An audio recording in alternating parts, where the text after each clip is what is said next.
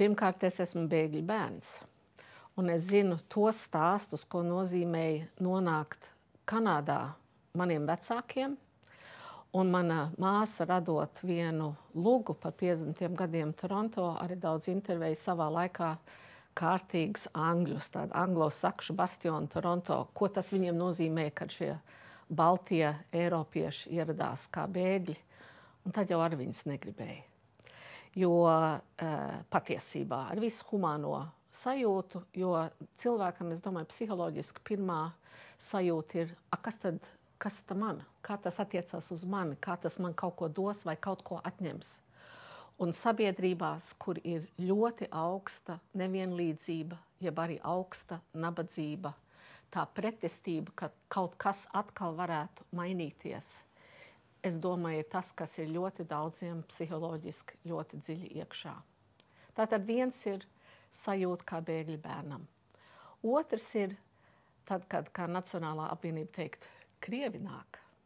Es katrā ziņā pēdējos 2 gadus es daudz domāju par to, kā es bēgšu no Latvijas, tad, kad Krievi nāks. Un es zinu, ka es nebiju vienīgā. Līdz ar to ir ļoti interesanti, ka var pāris mēneši, ja ne nedēļu laikā, šī saruna par to, ko darīt, ja kaut kas notiek mūsu teritorijā mums pašiem, kas notiek, kad apsviežās un nāk bēgļu megavilnis no citas pasaules puses. Cita sajūta ir tāda, ka es jau arī nevēlos pārmaiņas, ja es esmu godīga pat pret sevīm. Bet ir nenovēršami visa demogrāfija, visas globālās kustības rāda uz to, ka mēs dzīvojam vienā milzīgā pārmaiņu laikā. Un vai tie būs ieceļotāji no Afrikas, no Āzijas, no Centrālā Āzijas vai kaut kur citurienes, tas maina un mainīs Eiropu vienalga, vai mēs to vēlamies vai nē. Mana dzimtā pilsēta Toronto ir šausmīgi mainījusies 10 gadu laikā un runā par to, ka Kanāda vispār ir kļuvusi brūnāka. Un viņa ir brūnāka. Es personīgi neuzskatu, ka tas ir tāpēc sliktāk, bet tev ir jāzina, ko tas tev īstenībā nozīmēs. Nu, es runāju vāciski. Ļoti daudz skatos vācu ziņas un lasu arī vācu reportāžas par situāciju. Un man liekas, ka Angela Merkele vispareizāk teica, nu, ko tu mums citā darīt? Ko citu darīt? Un patiesībā vācieši, kam ļoti patīk process, sakārtot pragmatiski process par jebko, ir spējuši 24 stundu laikā ar viņu, teiksim, Bundeslandu, tas ir provinču, reģionu vadītājiem, sākt meklēt ļoti netradicionālus, inovatīvus, lietišķus, īsus risinājumus, lai kaut kādā veidā cilvēciski un normāli, ko nozīmē normāli, bet katrā ziņā cilvēciski tikt ar visu šo galā. Vidējam austrumu Eiropietim un pavisam noteikti Timothy Snyder asins zemju iedzīvotājiem dziļi sēž iekšā, ko nozīmēja Krievu un Ukraiņu ienākšana šīs teritorijās, cik ļoti tas izmainīja mūsu, es teiktu, genofondu, pasaules uztveru un tā tālāk. Un es domāju, vecākā paudze drīzāk nekā jaunākā paudze ļoti negrib šo atkārtojumu jebkādā veidā. Pie kam mūsu sabiedrība ir ļoti ietekmēta no Krievu medijiem un rasisms, ksenofobija un tā tālāk. Mūsu izvēle ir ļoti spilgta, tāda pat, kāda viņa bija Kanādā vai Vācijā vai Francijā pirms 20-30 gadiem arī. Un ir laika jautājums, ka lietas mainās, un ir pieredzes jautājums, ka lietas mainās. Ja es būtu Latvijas vadītāja, ja es būtu prezidents, es tagad nozīmētu pāris lidmašīnas, proaktīvi aizlidotu līdz Turcijai un atlasītu tos 1000 cilvēkus, kurus es labprāt uzņemu savā valstī, un ar lidmašīnām no turienes atvestu šajien vienā sagatavotā vidē šos bēgļus uzņemt. Nu, es esmu bijusi nedaudz tādā pasaules malā, arī Afrikā, kur bēg no bada, arī no kara, bet no bada. un bēg no klimata pārmaiņām, kas izraisa badu daudzās vietās. Un līdz ar to es zinu, ka cilvēki grib labāku dzīvi. Mūsu 100 000 jau arī grib un ir aizbraukuši uz daudzām citām vietām pasaulē, ne tikai Eiropā, kā migranti. Līdz ar to mūsu uzdevums ir to negribu ielaist citu cilvēku iekšā, kā savijo radu, kas ir aizbraucis prom. Bailes ir no islāma ticības. Man ir tikpat lielas bailes no fundamentālā islāma, ka man ir no fundamentālās kristietības, kuru var piedzīvot Amerikas dienvidos, teiksim.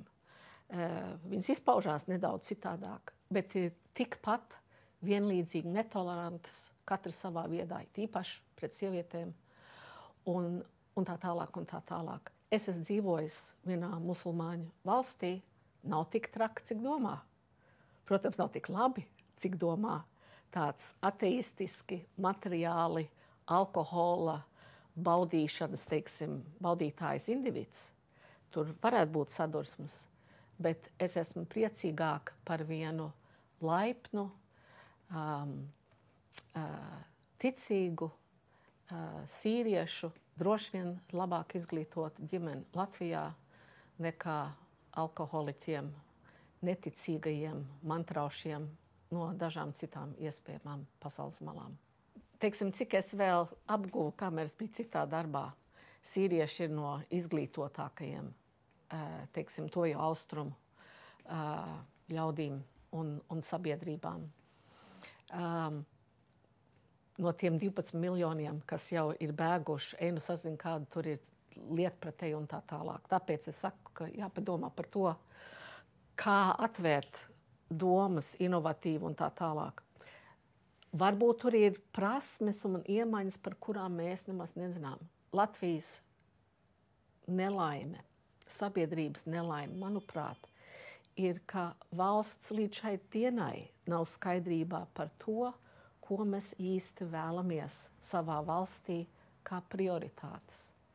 Vai tā būtu izglītība, vai tā būtu, vai tas būtu virziens ekonomikā, mēs lāpamies, kur mēs vien kustāmies. Līdz ar to teikt, un mēs tagad gribētu 12 inženierus, 15 jaunus čaļus, meitenes, kurus mēs pārmācīsim par IT specialistiem, mums tādas platformas vispārīgi patiesībā nav. Un tātad es domāju, atkal, ja pasaule būtu perfekta, varbūt ir jāsaliek pie viena galda ārpus normāliem, parastajiem cilvēkiem, kas sēž pie tā dēvētām sabiedrības apspriešanas galdiem. Kādā veidā mēs šos jautājumus risināsim un ko mēs darīsim? Latvijai ir knapi 2 miljoni iedzīvotāji uz teritorijas, kas skaitās apmēram Benelux valstu lielumā. Tur ir ļoti daudz tukšas vietas. Tukšums nekad nepaliek pilnīgi tukšs. Es ceru, ka paliks tukšāk, jo tā arī ir viena no daļas burvība, viena no Latvijas burvībām. Bet, ziniet, es nezinu, man uz to nav daudz atbilžu, bet ieceļotāji būs. Vai viņi būs kara dēļ, bada dēļ, labākas dzīves meklējumos, viņi būs. Un es domāju, ka nevajag šķirot. Ziniet, tā, kad diskusija sākās, te ir Latvijā tāda organizācija Elija 50, kas ir faktiski Eiropas trimdas, tagad jau pieaugušie bija savā laikā jaunatnes organizācija, kur, protams, par bēgļu jautājumu Latvijā daudz runā. Un es ar vienu cilvēku īsti sazinājos, teicu, varbūt mums vajadzētu vienkārši katram no mums uzņemties aizbildniecību par vienu ģimeni. Tas nenozīmē varbūt to, ka tā ģimene nāk pie manis dzīvot, bet mēs uzņemamies aizbildniecību tādā pašā veidā, kā savā laikā to darīja katrā ziņā Ziemeļamerikā, cik es saprotu arī Austrālijā. Būtu ļoti labi, ja speciālisti Latvijā, kuru mums ir, jeb Eiropā, kur arī mums latviešu speciālisti ir tādi, kas var palīdzēt pateikt, ko nozīmē uzņemties aizbildniecību par bēgļu ģimeni, kas nāk no vienas arābu valsts un kur bērniņš nu pat iziet cauri kara briesmām. Es tikai ar saviem 60 gadiem saprotu tagad arvien vairāk racionāli, kam droši vien mana mamma gāja cauri. Es ļoti bieži ieraugu savu māti tādīs bērnos. Un tās psiholoģiskās atliekas nāk daudzus gadus vēlāk, un man kaut kā tāds pieņēmums, ka pēc otrā pasaules kara mēs varbūt kaut ko vairāk esam iemācījušies.